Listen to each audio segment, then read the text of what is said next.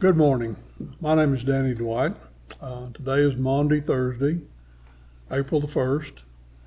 And I asked to do the devotional this day because it commemorates the birthday of my first wife, Kathy. She was born on April Fool's Day in 1951. She would have been 70 today. And we were married for 44 and a half years before she died back in December of 2013.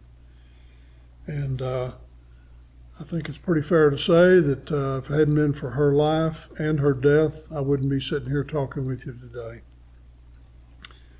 I was raised in a tradition that did not place very much emphasis on Maundy Thursday. In fact, when I started going back to church in 2014, I didn't really know what Maundy Thursday meant and I had to look it up. And come to find out, it comes from the Latin word mandatum, which means command or commandment. And it's called that because of the great commandment that Jesus gave towards the end of his life. From John 13:24, I give you a new commandment, that you love one another just as I have loved you. You also should love one another. And then he showed his love to the disciples by doing the most menial of duties, by washing their feet.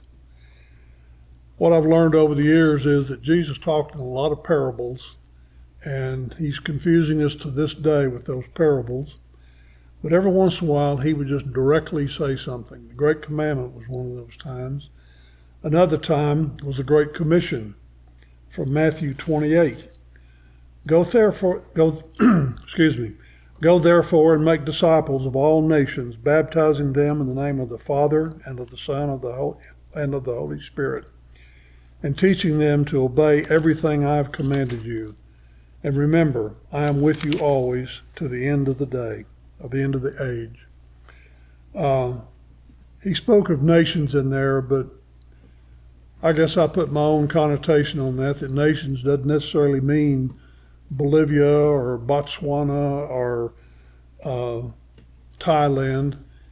It can mean your next door neighbor. It can mean the guy down the street. It can mean the family in the next neighborhood over. It can mean Rancho Brazos. It can mean Oak Trail Shores. Wherever you are is a nation where you can preach. We've heard it said that it's been attributed to St. Francis of Assisi, preach the gospel at all times, and if necessary, use words. Well, I looked that up one time, and he didn't really say that. It's been attributed to him, but he didn't really say that. What he did say was, it's no use walking anywhere to preach unless our walking is our preaching.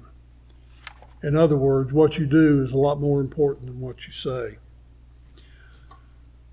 I was a policeman for 33 years, and as such, I'm extremely cynical of TV shows that have cops on them, because I think it's all too contrived and it's not realistic at all. But I am hooked on one called Bosch. And Harry Bosch is the Los Angeles homicide detective. And over his desk, he's got a sign. And that sign says, and I'm going to paraphrase it because of the language involved, but the sign says, get off your backside and go knock on some doors. And what he means by that, and this is a primary tenet of all police work, you can't sit in the office and expect the cases to come to you. They don't solve themselves and dump themselves on your desk. You got to get out there, go knock on doors, go talk to people. You got to get out and do things to get them done.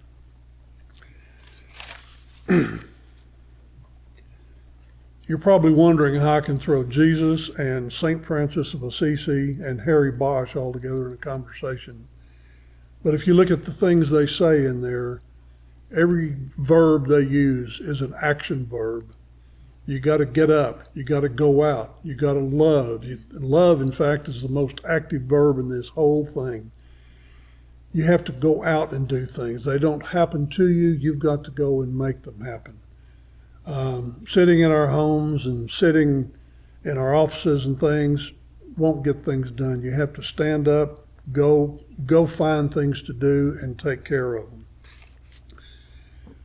When Kathy died, I did something I never thought I'd do. I went to a touchy-feely grief support group called Starting a New Life. I didn't want a new life. I wanted my old life back. I wanted Kathy back with my old life. This pandemic has hit us for more than a year now, and we keep talking about the new normal. And I don't think really people are talking about getting a new normal. They're talking about bringing the old normal back. I'm not going to have my life with Kathy, and this world is not going to have the normal that existed before a pandemic.